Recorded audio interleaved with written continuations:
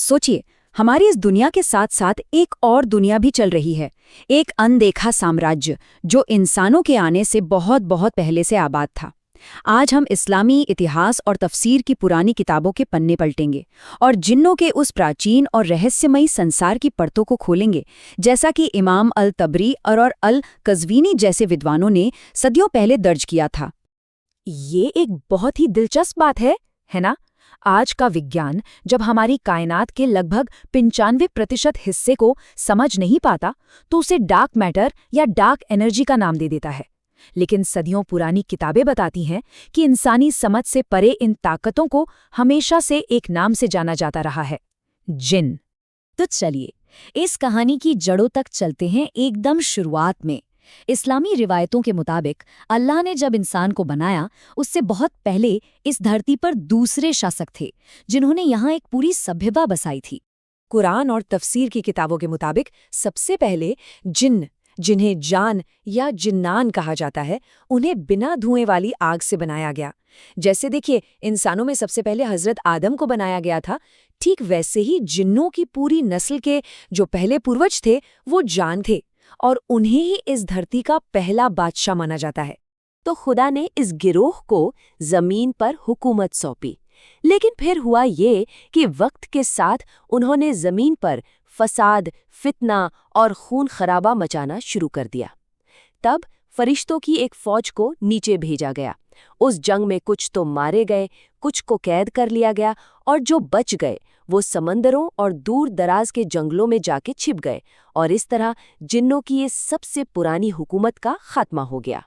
तो चलिए, अब उन जिन्नों की बात करते हैं जिनका जिक्र अल जाहिज और दूसरे मुस्लिम विद्वानों ने अपनी किताबों में किया है। ये वो जिन हैं जो इंसानी दुनिया के साथ सबसे ज्यादा राब्ता रखते हैं, चाहे वो अच्छा हो या बुरा। इनमें सबसे पहला है हातिफ। ये जिन्नों का वो गिरोह है जिसका कोई शरीर नहीं होता, या यूं कहें कि वो नजर नहीं आते। इनकी खासियत है आवाजें। अरबी लोक कथाओं और शुरुआती इस्लामी लेखों में इनका जिक्र उन अनदेखी आवाजों के तौर पर मिलता है जो रेगिस्तानों और वीरान जगहों पर सुनाई देती हैं। और ये कोई मामूली आवाजें नहीं होती। जरा सोचिए, आप अकेले हैं और आपको अपने किसी दोस्त या रिश्तेदार की आवाज सुनाई दे। ये अक्सर गुमराह करने के लिए होती हैं। कभी कभी ये इंसानों को डराने के लिए तरह तरह की खौफनाक आवाजें भी निकालते हैं, जैसे वीराने में किसी का नाम पुकारना या अजीब तरह से हंसना। अब आते हैं गौल पर। ये जिन्नों की वो किस्म है जिसका जिक्र तो इस्लाम से पहले की अरबी शायरी में भी मिलता है। ये अक्सर वीरान कब्रिस्तानों या रेगिस्तानों में रहते हैं और रात में अकेले सफ़र करने वालों को अपना निशाना बनाते हैं। इनकी फितरत बहुत खतरनाक बताई गई है। पुरानी कहानियों में आता है कि ये कब्रों से मुर्दों का गोश्त निकालकर खाते हैं, और सबसे खतरनाक बात, ये अपनी शक्ल भी बदल सकते हैं, कभी सांप या कुत्ते के रूप में, तो कभी एक औरत या बच्चे के रूप में, ताकि मुसाफिरों को धोखे से रास्ते से भटका सकें। तो यहाँ एक बड़ा दिलचस्प सवाल उठता है जिसे पुराने विद्वानों ने भी अपनी किताबों में दर्ज किया है। क्या होता है जब एक जिन और एक इंसान का मिलन हो? चलिए, अगली दो किस्मों को समझने के लिए इसी पर गौर करते हैं।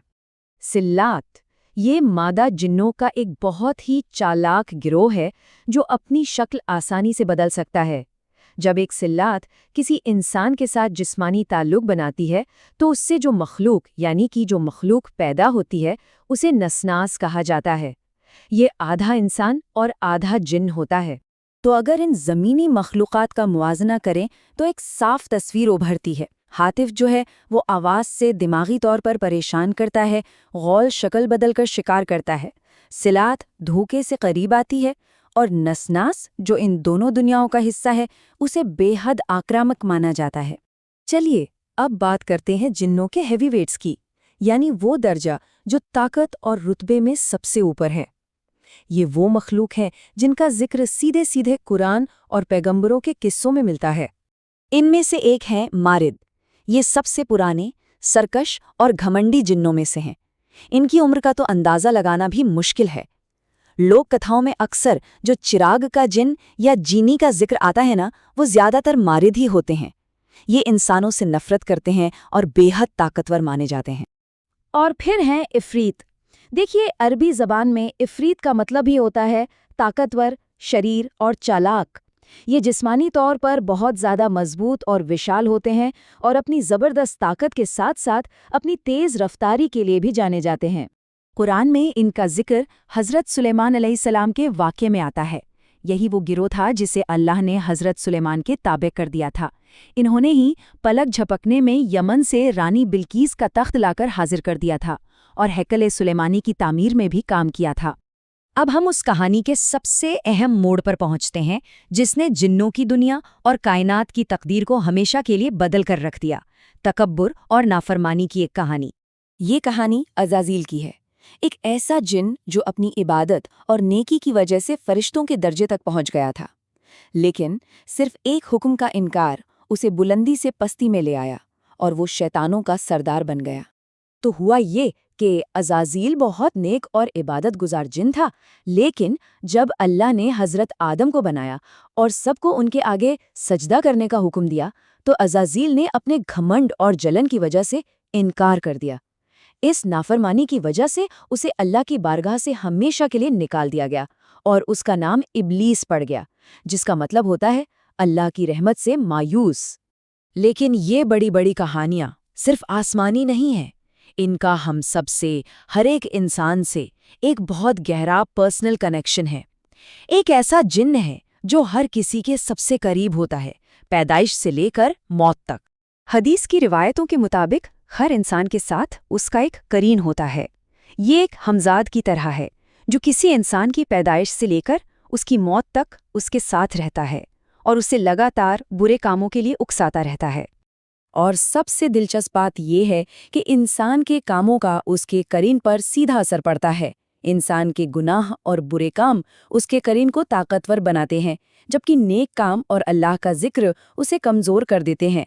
एक रिवायत में आता है कि सहाबी रसूल हज़रत अब्दुल्ला बिन मसूद का करीन उनके नेक आमाल की वजह से इतना कमज़ोर हो गया था कि उसने इस्लाम कबूल कर लिया था।